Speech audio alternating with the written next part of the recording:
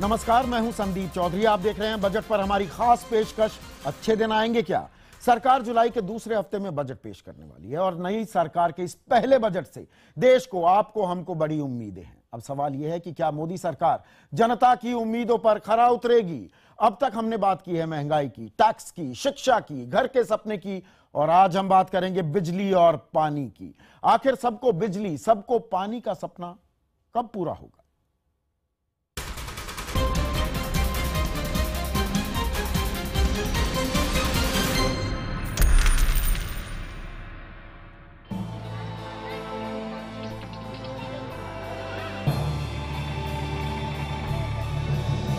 ये तस्वीर है जयपुर के कठपुतली नगर की। चिलचिलाती धूप में लोगों को पानी के टैंकर का इंतजार है।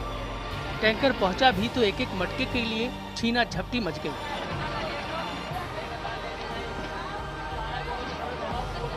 इस बस्ती के करीब है ज्योति नगर की कच्ची बस्ती। वहां चद्दर की एक पानी की टंकी है, लेकिन पानी इतना गंदा कि पीने के नाम से ही लोग कांपते हैं। नल के चारों ओर मंडराते सुअर खुद ब खुद पूरी तस्वीर साफ कर देते हैं। नल में पानी आता है, इसमें खरा पानी है ना, खरा पानी है, पियलने जाते हैं, बीमार पड़ जाते हैं, बच्चे के घमौरी गुमड़ी सब उठ जाते हैं। गंदगी है? गंदगी नहीं है, कब भरा रहता है तो गंदगी है, कीड़े पड़े उसमें। कीड़े पड़े? हाँ। पानी तो यही पानी आप पीते हैं? पीते हैं, मजबूरी में क्या कर रहे थे।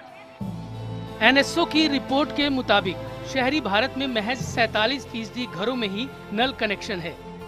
करीब 40 से 50% पानी वितरण तंत्र में ही बर्बाद हो रहा है। आइए अब जरा बिजली का भी हाल जान लेते हैं। दिल्ली से सटे नोएडा का पॉश इलाका सेक्टर 52, बड़ी बड़ी कोठियां, चमचमाती सड़कें, स्ट्रीट लाइट की कतार, घर में हर सुख सुविधा मौजूद है, लेकिन बत्ती गुल। बिजली की किल्लत इतनी है कि लोगों को घरों में हर फ्लोर पर इन्वर्टर रखना पड़ता है, साथ ही जनरेटर भी लगवाना पड़ता है। बिजली के रेट लगातार बढ़ रहे हैं, लेकिन सुविधाएं कम होती जा रही हैं। और अब जो केंद्र में नई सरकार आई है तो उम्मीद तो बन रही है कुछ अच्छा होना चाहिए। लेकिन क्या कि प्रदेश सरकार ने जो कि पिछले साल जो सरचार्ज बंद किया था वो दोबारा लगा दिया है। लगाने के बाद क्या हमको बिजली बेहतर मिल रही है? संभव नहीं है। लोगों की मांग है कि अगर सरकार इन्हें महंगी बिजली दे रही है तो कम से कम सुविधाएं भी दे। बिजली की लाइन में कोई गड़बड़ी होती है तो उसे ठीक करने में 10 से 12 घंटे का वक्त न लगे। समय से इन्हें बिजली मिले और कटौती होनी भी हो तो उसका समय निर्धारित हो। Bureau report, IBN 7। तो बिजली पानी का आपने हाल देखा और इस पर चर्चा करने के लिए कुछ खास मेहमान मेरे साथ जुड़ चुके हैं। स्टूडियो में मौजूद हैं centre for science and environment की deputy programme manager Sushmita Sen Gupta. Delhi से हमारे साथ पावर सेक्रेटरी रह चुके हैं देश के, यानी कि ऊर्जा सचिव अनिल राजदान, और पुणे से ल्यूपेन फाउंडेशन के एग्जीक्यूटिव डायरेक्टर सीताराम गुप्ता मेरे साथ हैं। और सवाल जवाब का सिलसिला शुरू करूं उससे पहले थोड़ा पानी पी लेता हूं। और जो ये मैं पानी पी रहा हूं, राजधानी दिल्ली में बैठा हूं, ये पानी एक वाटर प्योरीफायर के थ्रू होकर आया है। सीताराम जी, मुझे ये बताइए, 67 साल बाद जब हम ताल ठोकते हैं कि हम एक सुपर पावर बनने वाले हैं, इकोनॉमिक सुपर पावर बनने वाले हैं, 67 साल बाद एक नल से आप पानी नहीं पीने का जो क्यों?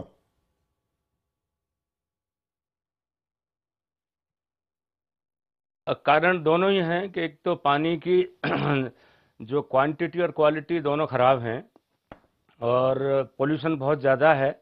और मैं समझता हूं कि जब हमने पानी की जब बात शुरू की थी तो पानी में सबसे पहले जब शुरुआत हुई थी तो उसमें जनता की भी गलती है और हमारी भी गलती है। और उसमें जो काम हुआ वो ये हुआ था कि पहले जब हिंदुस्तान में सबसे पहले जो काम होता था वो प्रिजर्वेशन का होता था, फिर कंजर्वेशन का होता था, फिर यूटिलाइजेशन का होता था।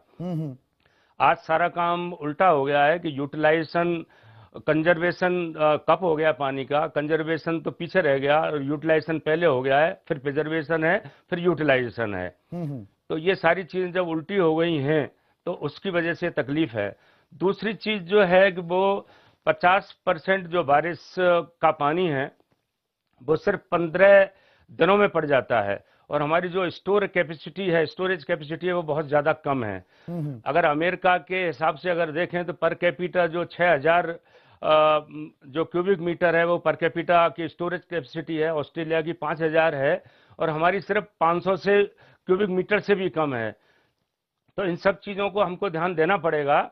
और एक दूसरा जो सबसे सेक्टर जो इम्पोर्टेंट है वो एग्रीकल्चर है, और एग्रीकल्चर में जब तक हम ऑप्टिमम यूटिलाइजेशन नहीं करेंगे पानी का ड्रिप इरिगेशन के तहत में, जब तक काम बनने वाला नहीं है। आपने अहम बातें कही, आपने अमेरिका का भी जिक्र किया, ऑस्ट्रेलिया का, यूरोप का।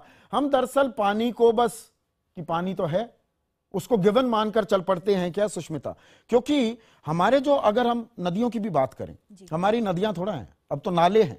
हम कहने को वोटरों को लुभाने के लिए कि अब गंगा को साफ कर देंगे, अरे बाकी नदियों में क्या हो रहा है, गंगा में कहां कहां से पानी आ रहा है, किन किन नालों से, किन किन इंडस्ट्रीज से पानी आ रहा है, उस पर हमने ध्यान कभी नहीं दिया है। जी बजट में कुछ कर सकते हैं हम, उम्मीद रखती हैं आप? उम्मीद तो है, क्योंकि गंगा को साफ करने का जो नारा अभी जो प्रेजेंट जो गवर्नमेंट है उन्होंने लगाया, गवर्नमेंट ये देख के लगाया कि गंगा बहुत बुरी तरह से पल्यूट हो चुका है। इसमें जो है हाउस होल्ड डोमेस्टिक वेस्ट जा रहे हैं, इंडस्ट्रीज इसको गंदा कर रहे हैं। तो अगर आप देखेंगे सेंट्रल पोल्यूशन कंट्रोल बोर्ड का जो रिसेंट रिपोर्ट है उसमें आप देखेंगे फीकल कॉलीफॉर्म जो है वो काफी जो स्टैंडर्ड वैल्यू से काफी ऊपर जा चुके हैं। मतलब जो प्रॉब्लम है अभी हमारा सिर के ऊपर चला गया है। तो हम ये उम्मीद रखते हैं कि गंगा साफ होगा, हमें फिर से साफ सुथरा नदी मिलने वाला है। और अगर आप अपर रीचेस में जाते हैं, पर हजारों करोड़ रुपए पहले ही इस प्रोजेक्ट पर कि गंगा की सफाई हो जाए, Yamuna action plan, Ganga action plan, निकलता कुछ नहीं है, नतीजा सिफर। हाँ वो तो है। अगर आप यमुना एक्शन प्लान भी देखेंगे, उसमें बीओडी लोड जो एक नाप मात्रा होता है कि पोल्यूशन कितना हुआ है ये नापने के लिए, वो भी आप देखेंगे जितना पैसा खर्च हुआ है उससे दोगुना या बहुत ज्यादा पोल्यूशन बढ़ गया है। मैं अपने दर्शकों को कुछ और आंकड़े भी यहां पर बताना चाहूंगा। शहरी भारत में, अगर हम शहरी भारत, इंडिया हम कह देते हैं, इंडिया में 47% घरों में ही नल कनेक्शन है। सीताराम जी आपकी तवज्जो चाहूंगा इस पर। 40 से 50% पानी वितरण में ही, ट्रांसमिशन एंड डिस्ट्रीब्यूशन लॉसेज हो जाते हैं। 32% आबादी आधी किलोमीटर से दूर से पानी लेकर आती है। 61% घरों में पानी की सुविधा नहीं है। और आप खास राजस्थान से ताल्लुक रखते हैं तो राजस्थान में लगभग 1 करोड़ आबादी दूषित पेयजल पर निर्भर है, वहीं से जिंदगी की गुजर बसर करती है। क्या हम नल भी नहीं लगा सकते, पानी हम ढंग से पहुंचा भी नहीं सकते? हम क्या, हमारे पास इसके लिए पैसा नहीं है सीताराम जी?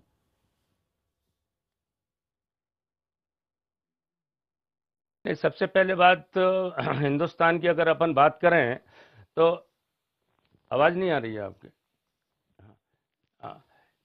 हिंदुस्तान की अगर अपन बात करें तो 18% जो वर्ल्ड की पॉपुलेशन वो हिंदुस्तान में रहती है, लेकिन हमारे पास जो वाटर रिसोर्स के रूप में सिर्फ 4% पानी मौजूद है। जैसे स्टेट से मैं आता हूं तो वो हिंदुस्तान की 6% पॉपुलेशन वहां रहती है और हिंदुस्तान का सिर्फ 1% पानी वहां पे मौजूद है।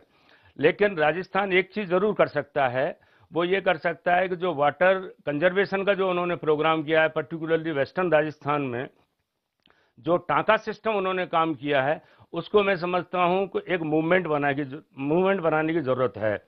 दूसरा जो सबसे महत्वपूर्ण काम है वो ये है कि हम किसी तरह से जो हमारे तालाब हैं, जो हमारे टैंक्स हैं, और जिनको मैं ये कह सकता हूं कि हमारी पास्ट ग्लोरी है, उस पास्ट ग्लोरी को आज रिवाइव करने की जरूरत है। तीसरी जो चीज है, मैं ये कहना चाहता हूं कि जो पानी है उसकी प्राइसिंग जरूर होनी चाहिए। अगर पानी की जो प्राइसिंग है अगर उसकी हो जाएगी, चाहे वो डिफरेंशियल टैरिफ हो, जो ज्यादा यूज करे उसको ज्यादा पैसा देना पड़े, जो कम यूज करे उसको कम करना पड़े, तो लेकिन जब तक उसकी प्राइसिंग नहीं होगी जब तक काम चलने वाला नहीं है। राजनीति कैसे करेंगे सीताराम जी? राजनीतिक दल फिर अपनी राजनीतिक रोटियां कैसे सेकेंगे?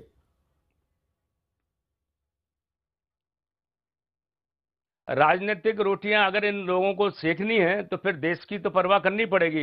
ये तो एक नेशनल मूवमेंट बनेगा, क्योंकि आपके सामने एक उदाहरण है कि हिंदुस्तान ने एक डिस्टिंक्शन किया है कि पोलियो फ्री नेशन हो गया है वो आज, और इसी सरकारी मशीन ने किया है और लोगों ने किया है, जनता ने किया है। यानी कि आप कह रहे हैं अगर मन हो, अगर संकल्प लें तो कुछ भी पॉसिबल है। अनिल राजदान साहब, माफी चाहूंगा, आपको थोड़ी देर मैंने रोके रखा क्योंकि पावर सेक्टर पर मैं एक व्यापक चर्चा आपके साथ करना चाहता हूं, और जो दिक्कत पानी को लेकर है वही दिक्कत कहीं ना कहीं बिजली को लेकर है।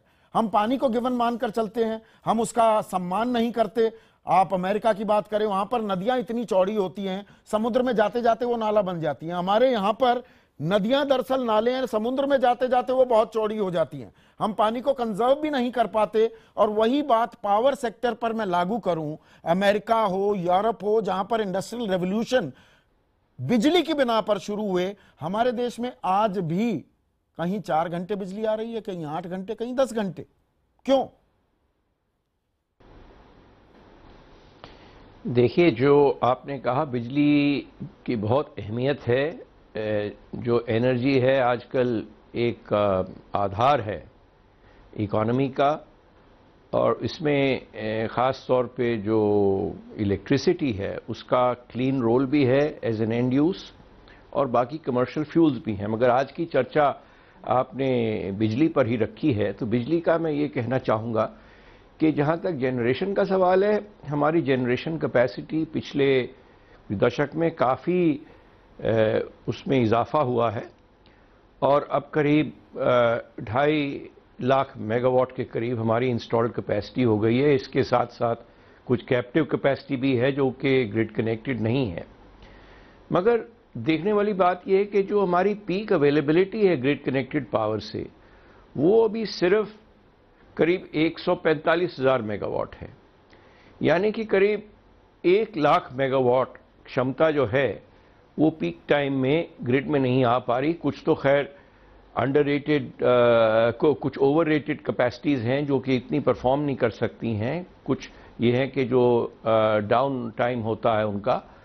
मगर इसको देखते हुए मैं समझता हूँ काफ़ी गैप है, और वो गैप इसलिए है कि हमारे सब ट्रांसमिशन और डिस्ट्रीब्यूशन सेक्टर की तरफ हमने तवज्जो नहीं दी, जो कि कंज्यूमर तक पूरा जाता है, और कंज्यूमर की जो अल्टीमेट जो उसको बिजली की एफिशिएंसी आप कह लें या उसकी रिलायबिलिटी कह लें, वो इस सेक्टर पे आधारित है।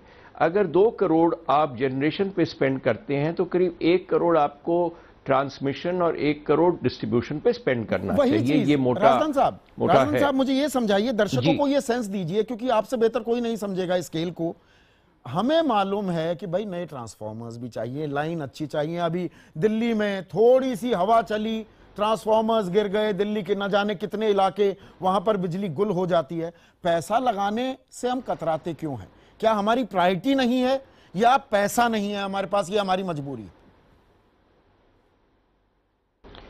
देखिए, एक तो प्लानिंग में इसको पूरी प्रायोरिटी नहीं दी गई है। पीछे हमारा मोस्टली जनरेशन पे ही ध्यान रहा।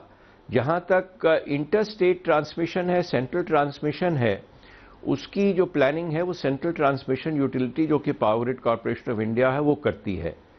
उसमें काफ़ी इजाफा हुआ है। बट जहां तक इंट्रा स्टेट ट्रांसमिशन या सब ट्रांसमिशन है, जिसमें एक्स्ट्रा हाई वोल्टेज या हाई वोल्टेज है, उसमें अभी काफ़ी गैप्स रह गए हैं। इसमें इन्वेस्टमेंट की बहुत ज़रूरत है, और साथ ही डिस्ट्रीब्यूशन सेक्टर में हमारे जो कंज्यूमर्स हैं वो बढ़ते जा रहे हैं। अभी आपने नोएडा का एग्जाम्पल दिया और जगहों का दिया। बहुत हमारी मल्टी स्टोरीड बिल्डिंग्स और डेंसिटी ऑफ पॉपुलेशन बढ़ती जा रही है, और अभी तो हमने अपने गांव में भी बहुत बिजली पहुंचानी है, पहुंच गई है, मगर सही मात्रा में नहीं पहुंची, जाके जैसे कि आपने कहा। तो इसके लिए आने वाले बजट में मैं समझता हूं 2 चीजों पे हमें खास फोकस देना पड़ेगा, और जो बजट प्रपोजल्स फॉर्मुलेट हुए उन 2 चीजों पे ये ध्यान देना है कि एक तो ट्रांसमिशन और सब ट्रांसमिशन सेक्टर और डिस्ट्रीब्यूशन सेक्टर को आपने इंसेंटिव देना है।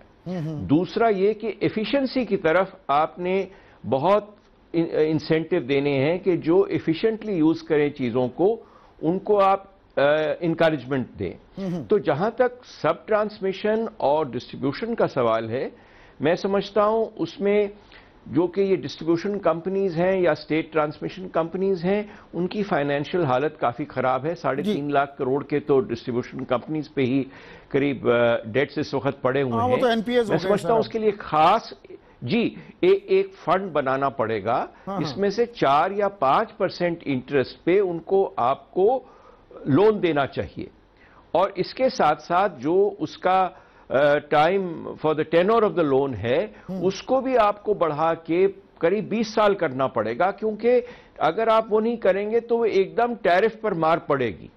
हम उम्मीद यही करेंगे। आपने दो बहुत अहम बातें कही हैं राजदान साहब कि पीयूष गोयल भी आपकी बात सुन रहे होंगे और इन पर तवज्जो देंगे। सीताराम जी आपको जोड़ना चाह रहे थे इससे पहले कि मैं सुष्मिता के पास जाऊं। जी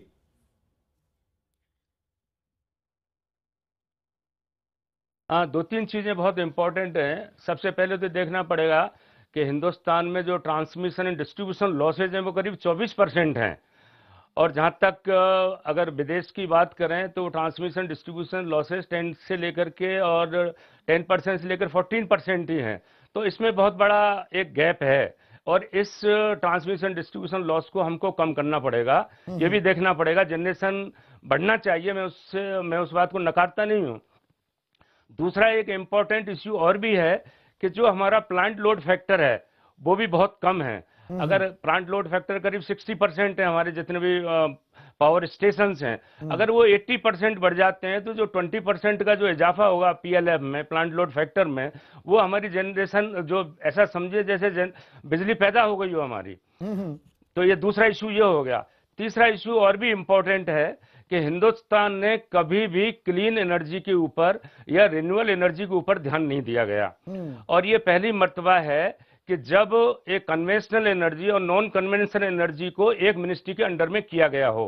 नहीं तो दोनों अलग अलग मिनिस्ट्रियां हुआ करती थी। विंड पावर है, सोलर पावर है, और मिनी जो हाइडल हैं, और भी जितनी भी हैं, यही तो उनको सीताराम जी, यही तो इस देश की दिक्कत है। हमारे पास विंड पावर का आपने जिक्र किया, सोलर पावर है, ये तमाम चीजें हैं जिनका हमारे पास अबंडेंस है, लेकिन हम इस्तेमाल नहीं करते। हम सरकार गिराने का, अपनी सरकार ताक पर लगा देते हैं न्यूक्लियर एनर्जी के लिए। सुष्मिता, आपकी उम्मीदें क्या होंगी, खास पानी की अगर बात की जाए, क्या हो बजट में कि हमारे को अरे पानी तो मिल जाए, जी प्योरीफायर क्यों लगाएं घर में? जी जी जी, लेकिन डिस्कशन जो जैसे जा रहा है, आप बोल रहे हैं कि पानी नल में नहीं मिल रहा है घरों में। एक बात हमें ये भी याद रखना चाहिए, जहाँ पे नल में पानी नहीं मिल रहा है, लोग ग्राउंड वाटर पे जा रहे हैं और लगातार ग्राउंड वाटर एक्सट्रैक्ट हो रहा है, लेकिन हमारे पास कोई पॉलिसी नहीं है ये ग्राउंड वाटर रिचार्ज जो है उसको प्रोटेक्ट करे, रिचार्ज जोन को ये और जो है रेन वाटर हार्वेस्टिंग मैंडेट करे। अभी तो है बहुत सारे शहर में, लेकिन और भी थोड़ा सा स्ट्रिक्ट हो जाए, लोग जो है वो उनको इंसेंटिव्स भी मिले और वो लोग उत्सुक हो ये रेन वाटर हार्वेस्टिंग लगाने के लिए। और एक तो सरकार का काम है ना एजुकेट करना लोगों को। जी जी, सरकार वो काम कर रही है क्या सुष्मिता? सरकार कर रही है, जैसे मैं ये नहीं बोलूंगी कि सरकार नहीं कर रही है, पर और भी थोड़ा सा स्ट्रिक्ट होना चाहिए, पर करना चाहिए ना। जी जी जी, जैसे वो दिक्कत हो रही है हमें पानी का, और ये बात भी हमें कहना चाहिए, ये मैनेजमेंट, ग्राउंड वाटर मैनेजमेंट भी नहीं है। नहीं, वो फैंटास्टिक प्लान्स लेकर आ जाते हैं, इंटरलिंकिंग ऑफ रिवर्स, जो कभी हो नहीं सकता। कहेंगे नहीं जी पानी की समस्या सॉल्व कर देंगे, इंटरलिंकिंग कर देते हैं। और एक बात और भी याद रखना चाहिए, अगर आप बहुत ज्यादा पानी इस्तेमाल करते हैं, वो 80% थंब रूल के हिसाब से वेस्ट वाटर हो जाता है, और उसका मैनेजमेंट का हमारे पास कोई वो नहीं है, कोई प्लान नहीं है, और वो जाके फिर से रिवर को पोल्यूट करता है। अनिल राजदान साहब, ये दिक्कत है क्या, जो हमारे पास जो चीज हमारे पास उपलब्ध है, मौजूद है, अगर हम पावर सेक्टर की भी बात करें, हमारे पास है ना, आधा देश तप रहा है इस वक्त, इतनी तेज गर्मी होती है, हमारे पास 365 दिन सूरज दिखता है हमें हर हिस्से में इस देश के। हम सोलर पावर पर ध्यान नहीं देंगे, हम और चीजों पर, नॉन कन्वेंशनल सोर्सेज जो है हमारे, उन पर ध्यान नहीं देंगे, हम कहेंगे नहीं जी न्यूक्लियर एनर्जी बनाएंगे हम। तो ये दिक्कत है क्या हमारी प्रायोरिटाइजेशन में? नहीं, ऐसी बात नहीं है। प्रायोरिटी अब कुछ सालों से काफ़ी सोलर को इजाफा मिल रहा है। पहले उसका टैरिफ काफ़ी ऊंचा था, 17-18 रुपए यूनिट था, अब गिर के करीब 6.5-7 रुपए यूनिट आ गया है। विंड पावर का भी टैरिफ कंट्रोलेबल है, मगर इसमें एक बहुत अच्छी बात कही गई थी इस डिस्कशन में कि हमारे जो ये डिस्ट्रीब्यूशन लॉसेज हैं ये बहुत हाई हैं, ये बिल्कुल अनएक्सेप्टेबल हैं, और एक शहरों के लिए एक रिस्ट्रक्चर्ड EPDRP प्रोग्राम लॉन्च किया गया था 2008 में। राजदान साहब, माफी चाहूंगा फिर से बीच में मैं टोक रहा हूं, इसमें भी तो राजनीति है ना। TND लॉसेस तो है ही हैं, और बाकी जो बिजली की चोरी होती है, सरकार को मालूम है कौन चुरा रहा है, आंखें मूंदे रखते हैं। वोट बैंक है वो। जी वो है, उसके लिए नहीं, उसके लिए आपको 100% मीटरिंग करना चाहिए। और मैं समझता हूं जो भी आप ये जो रिस्ट्रक्चर्ड एपीडीआरपी है, ये सारे देश में रूरल और अर्बन एरिया में एक्सटेंड कर देना चाहिए। और इसकी प्री कंडीशन यही होनी चाहिए कि आप 100% मीटरिंग करेंगे। कोई भी कंज्यूमर जो है वो बिना मीटर के बिजली नहीं लेगा, ना कोई सप्लाई करेगा, वो जुर्म होना चाहिए जी। इसके साथ साथ जैसे मैंने कहा, आपको इस बजट में एक फोकस देना है, किस चीज पे आपने एम्फसाइज करना है। सब ट्रांसमिशन डिस्ट्रीब्यूशन जैसे मैंने कहा। दूसरा आप एक पहलू है कि एफिशिएंसी के बारे में। अब आप जहां एफिशिएंसी का एलईडी लाइटिंग की तरफ जाएंगे, जो म्युनिसिपल कमेटीज हैं वो आधे टाइम अपनी स्ट्रीट लाइट्स ऑन नहीं रखती क्योंकि वो अफोर्ड नहीं कर सकती बिजली के बिल। जो वाटर पंपिंग है उसके बिल्स इतने ज्यादा हैं कि वो वाटर सप्लाई पंप नहीं करती क्योंकि इकोनॉमिक्स नहीं मीट हो रहा। तो आप अगर इफिशिएंसी की तरफ जाएं, जैसे एलईडी बेस्ड स्ट्रीट लाइटिंग है, इस सारे सब ट्रांसमिशन डिस्ट्रीब्यूशन सेक्टर को और स्ट्रीट लाइटिंग को मैं समझता हूं इंफ्रास्ट्रक्चर स्टेटस अगर आप दे दें, उससे काफी 15 से 55% तक इन चीजों में इकोनॉमिक बेनिफिट आ सकता है और वायबिलिटी आ सकती है। बहुत बहुत शुक्रिया अनिल राजदान साहब, आपने अहम बात कही है। सीताराम गुप्ता साहब और सुष्मिता सेन गुप्ता, आप तीनों का आपने जो राय दी है, उम्मीद हम यही करते हैं कि सरकार भी इन पर ध्यान देगी। और खास बात ये कि जो ये बिजली पानी को लेकर हमारा होता है ना कि अरे मुफ्त में बिजली दे देंगे, सस्ती कर देंगे, पानी ले लो, मुफ्त में ले लो, दे दो, पैसे चार्ज करो, पैसे लो लोगों से, लेकिन कम से कम स्वच्छ पानी दो, 24 घंटे बिजली दो। 67 साल हो गए हमें आजाद किए। आप तीनों का बहुत बहुत शुक्रिया। आज बस इतना ही। नमस्कार।